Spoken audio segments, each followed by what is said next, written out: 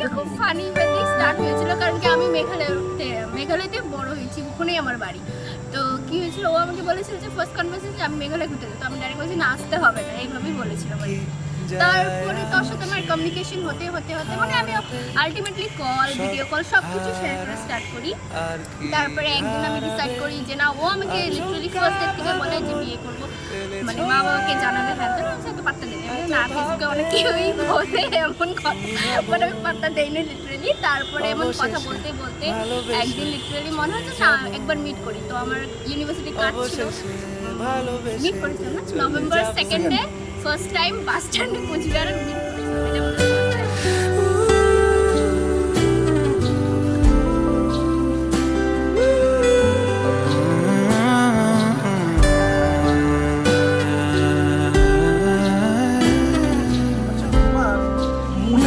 চাকরিটা পাওয়ার জন্য কি কি মনে হচ্ছে কোয়ালিফিকেশন থাকতে হবে?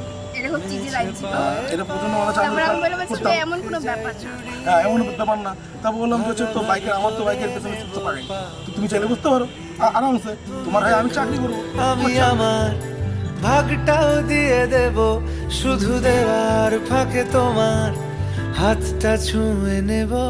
চেয়েছিলাম এমন যা হচ্ছে এখন, যতদিন আছি ছেড়ে যেও না গো, অবশেষে ভালোবেসে চলে যাব। বলেছিল যে না মা বাবাকে অবশেষে, ইনফ্যাক্ট আমার মা বাবা ওর বাড়িতে গেছে, ওর মা বাবা আমার মা বাবার সাথে মিট করেছে, মানে খুব স্মুথলি ব্যাপারটা হয়েছে না। এটা খুব ভালো কথা যে হচ্ছে মানে ওর বাবা মা আমাকে পছন্দ করে, আর আমার বাবা মা তো খুবই ভালো।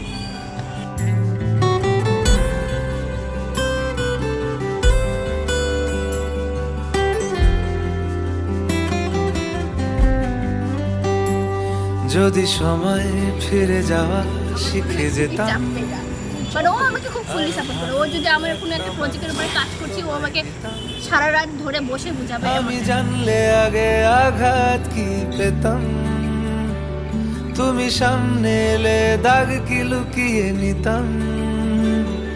আচমকা ভাঙা মন ফেলেছ নরম, এত ভাববে নাকি তুমি ভাবো।